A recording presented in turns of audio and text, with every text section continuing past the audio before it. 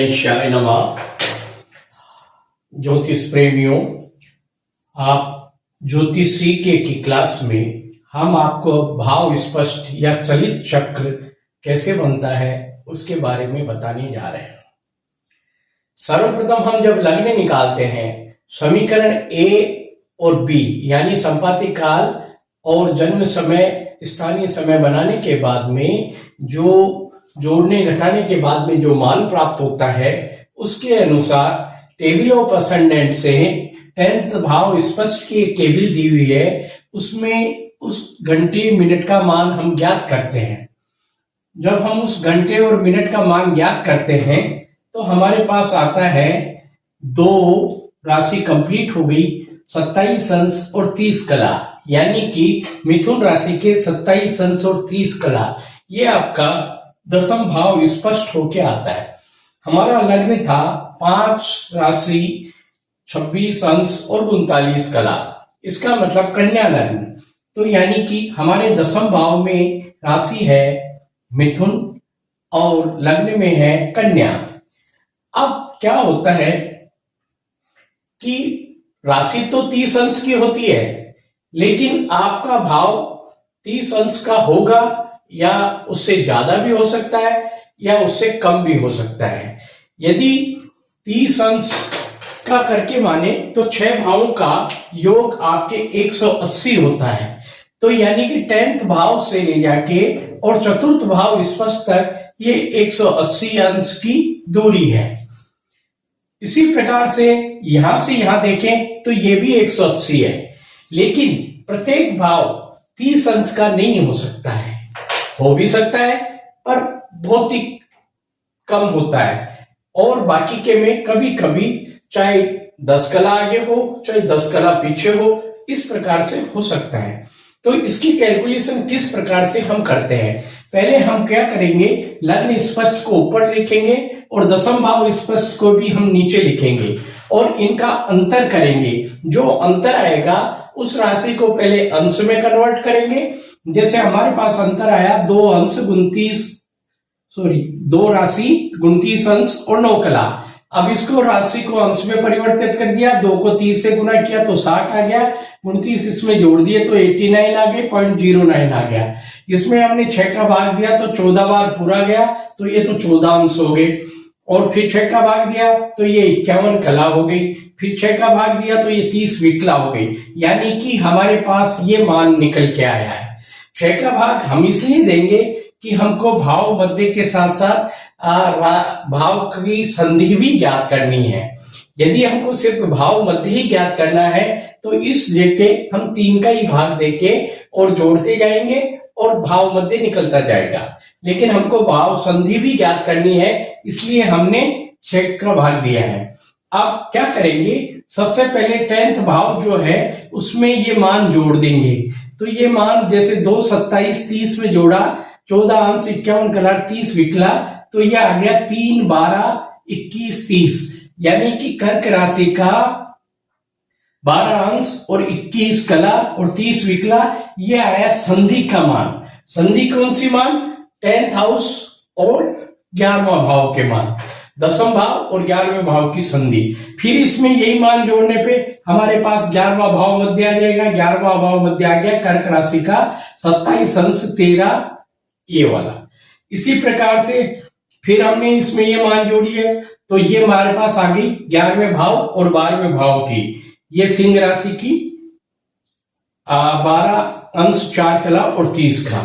फिर इसमें ये मान जोड़ा तो 12वां भाव मध्य आ गया हमारा सिंह राशि का 26 अंश और 56 कला। इस प्रकार से जोड़ते जोड़ते हम लग्न पे पहुंच जाएंगे, तो यानी कि ये आ जाएगा वापस 5 26 39। तो इस प्रकार से हमने देखा कि आपके 11th भाव 12th भाव और लग्न की स्पष्ट हो गई, उनकी संधियां हो गई। कौन कौन से की, 10वें और 11वें भाव की संधि, 11वें और 12वें भाव की संधि और 12वें और लग्न की संधि हमने ज्ञात कर ली। अब इन भावों में यदि हम 11वें भाव मध्य में 86 जोड़ देंगे तो हमारा पंचम भाव ज्ञात हो जाएगा। 12वें भाव में 86 जोड़ देंगे तो हमारा पंचम हो जाएगा। अभी हमने देखा कि पूरा नहीं आया, ये 89.9 ही आया, जबकि ये टोटल जो मान है वो 180 है। तो अब 180 में से हम 89.09 यदि कम कर दें, यानी 89.9 कम कर दें, तो 6 राशियों का मान 90 अंश और 51 कला आएगा, जो कि हमने यहां दिखा रखा है। चतुर्थ भाव में से लग्न स्पष्ट घटाएंगे तो ये आपके 3 राशि 00 अंश और 51 कला आएगी। इसको हमने कन्वर्ट कर दिया, 90 51 में 6 का भाग दिया, तो ये आ गया हमारे पास 15 अंश 8 कला और 30 विकला। ये एक पार्ट का मान आ गया। अब इसको वैसे ही जोड़ेंगे लग्न में, तो ये हमारे पास आ जाएगा मान 6 11 47 30, यानी कि ये संधि आ गई किसकी, लग्न और द्वितीय भाव की। फिर इसमें हमने वही 15 0.8 जोड़ा, तो ये आ गया आपका द्वितीय भाव मध्य।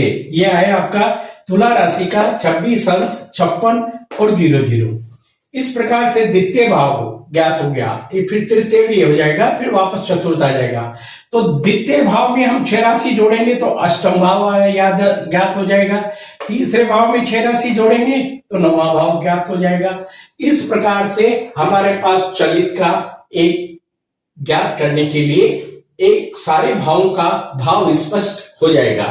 अब हम ये कहते हैं कि चलित में कैसे ग्रह आगे पीछे होते हैं, उसको हम आपको समझाने जा रहे हैं। अब हम देखें, आपको बताएं कि यहाँ पे शुक्र की पोजीशन कर्क राशि में है। कर्क राशि आपकी कहां पे है, यहाँ पे, क्योंकि ये जब 5 का मतलब है तो कन्या लग्न यहाँ पे है और कर्क राशि यहाँ पे है। और शुक्र की डिग्री जो है आपकी, जो है इसमें है 12 अंश और 21 कला का।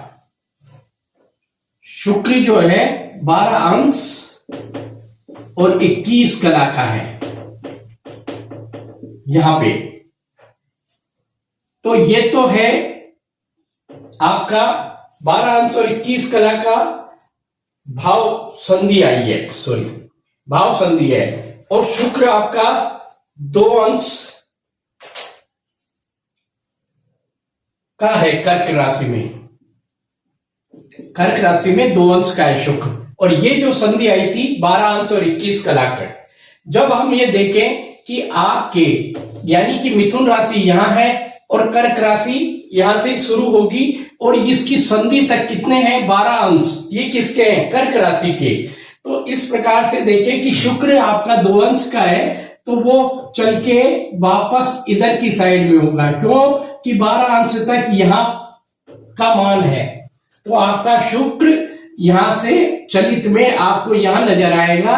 तो कई बार लोग ये कहते हैं कि यह राशि दूसरी होती है, तो कई बार लोग कहते हैं कि नीच में आ गया, उच्च में आ गया। राशि नहीं परिवर्तन करता है, सिर्फ भाव परिवर्तन करता है। अतः शुक्र आपके चलित में 10वें भाव में दिखेगा। इसी प्रकार से अन्य ग्रहों का भी आप देख लें कि कौन से ग्रह आपके कौन से भाव में परिवर्तित हो रहे हैं या नहीं हो रहे हैं। धन्यवाद। मैं मोहनलाल शर्मा, जयपुर चैप्टर चेयरमैन। देखते रहिए, वीडियो को शेयर करिए, सब्सक्राइब करिए और आगे भी आपके सुझाव हमें भेजते रहिए और सब्सक्राइब जरूर करें, जिससे कि आपको सूचनाएं मिलती रहे। धन्यवाद।